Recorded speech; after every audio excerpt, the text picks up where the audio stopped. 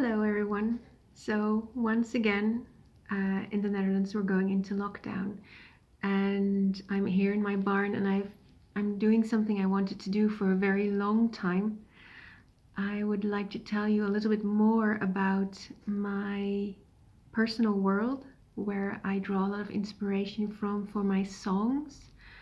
But this world has been with me for a very long time, ever since I think puberty, maybe. Um, I used to, and I still do, long for magic in my life, and I couldn't quite find it in the world I was growing up in, and I found that very disappointing because I have this great longing for beauty and real magic, the kind of magic you hear about in songs, for there to be in my life, manifested around me, and not just for me, for us all. Um, and I had my own world called Autumn, and in it I collected everything that I think is magical, and I wrote stories about it. And these stories just came to me when I was cycling to school, because I used to cycle through these beautiful woods to school with 200-year-old beech trees. And when I started asking these stories questions, they would be answered in the form of new stories. And I would just get these images of people having certain adventures, of certain uh, certain things needing to be told in a certain way. And I was reading a lot of fantasy at the time, so I was trying to be a 13-year-old, and uh, up until I think my early 20s, fantasy writer for myself. I never shared these stories with anyone because I was embarrassed about um, well, they were just very private and very uh, intimate in a way, because they were about my desires, these stories, and I used these stories to explore my desires, and to um, explore pieces of myself. So one of my favorite characters to write about is a man called Marcus, who has curly dark hair and green eyes, and he's kind of a gypsy adventurer. He travels around in a green bus. You would call it a caddy now. And he's kind of a time traveler. And he learned to travel to other countries. And he was friends with all the magical people in those countries. And I asked myself, why do these people have to travel to other worlds? And and the answer that came was that they have to be amid. So they have to be amid other worlds to bring magic, to share the beauty of their music, to tell stories, um, just to change those worlds with the energy of love and compassion. So later I learned about starseeds, and that's basically what starseeds do here on Earth. So it's all very interesting. But these characters would always have a feeling of homesickness for home, and they could travel home through music. And their music, when they played it, was magic. It was a portal home. And they would meet there, especially during midwinter and other magical times, and they would gather together in these houses, these beautiful mansions and houses and castles, and they would be together, and just, it would be kind of like a huge sleepover, and they would rejoice in seeing each other again. So I love to show you the notebooks I had as a teenager, collaged. So this is my little writing books, and Yes, this is a drawing by, I think, Brian Froud or maybe Alan Lee. I copied it, and this is from another book cover, by the way, a book by Dennis McKiernan.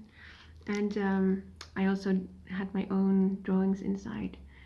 And yeah, I would write all these stories. Whenever a snippet came to me, it would be like, I know why this is in the story, so I have to write it down quickly. And so here's another book. This is thinner on wrapping paper, and you can just see a figure striding through the mist here. And on the back is my favorite fairy tale. This is an illustration by Edmund Dulac of The Little Mermaid. It's one of my favorite fairy tales. So today I would like to read to you one snippet about Marcus, which has never been read before. And I don't think many, if any, people have read this. So it's been a long time since I've read this myself, so I'll try not to stumble over my words. This is a short snippet of another sojourn of Marcus when he hasn't been home for a while, and he is summoning a friend, and it was written on the 27th of September in 1998. So that's a day before my birthday, actually. It's called The Snow.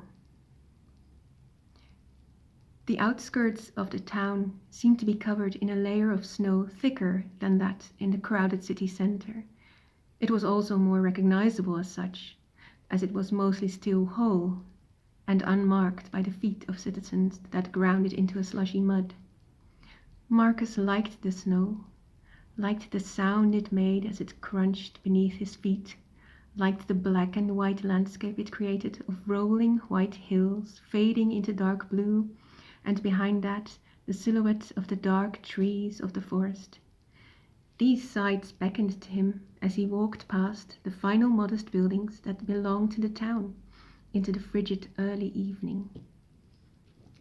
Marcus' breath plumed in clouds greater than his herb pipe could produce, and frost savagely chafed at his nose and cheeks where they stuck out from under his woolen scarf and hat.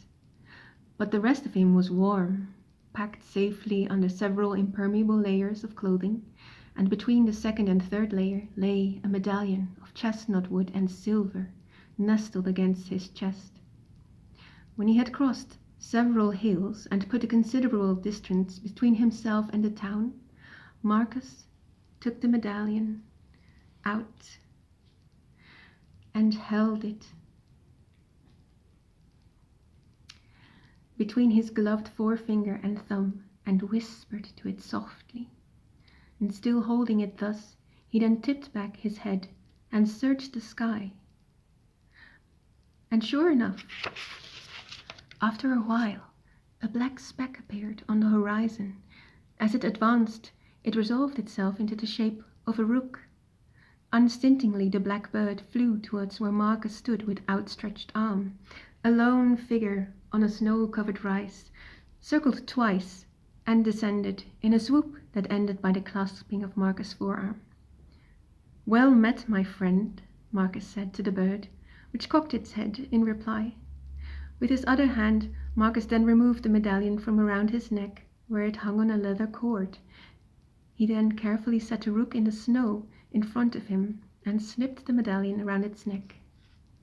Almost instantaneously, his friend Momalla stood in front of him, his long black satin hair snapping in the slight wind, and seemingly only clad in a long cloak fashioned of black feathers, his bare feet nestled comfortably in the powdery snowdrifts. "And well met to you, my friend," Momalla said, and gave Marcus a hearty hug. "Shall we proceed to tea and hot chocolate milk at Christopher and Geoffrey's?" He smiled and held open a fold of his black robe. As the pale moon rose in the sky, it lit the path of two small blackbirds as they flew over the snow-covered land towards the warm hearth of Lion Stairs. So that's one snippet for you. And Lion Stairs is one of the houses I would write about, and another one is called Rodendew because it was surrounded by rhododendrons. And I think, well, if you've ever been in rhododendron woods, I think those are magical as well. And Momala is another figure, and he is also very interesting. He is a half nymph with long black hair, and as you have heard, a shapeshifter, a crow magician. And well, he can shape into water as he is a nymph, and he can also turn into a rook or a raven. He's another figure I was writing about, and I might tell you a little bit about him another time. These are adventures I would love to have. I longed to have when I was, an awkward teenager. And this feeling of loneliness for home, I still have it, of wanting to go home where the magic and the music is and the stories. But I think that what we can do here on earth is make that place for each other and connect to each other with our magic and our music and our love of dancing and stories, because we are the magic, and by our will and our hearts and by our imagination and opening our hearts and our imagination, we become the portals into the other world where the magic is, and we bring it to our experience here on earth. That's what I think we can do, or what we're supposed to do, because when we don't like reality around us, when it's all gray concrete and harshness, we don't want to be compliant in that. We don't want to accept that as this is just the way the world is. No, we're creators. We can all change the world with our own magic that we bring to each other, and we should do that before we die. We should live that. We should embody that. But it takes a while to know who you are and what your magic is.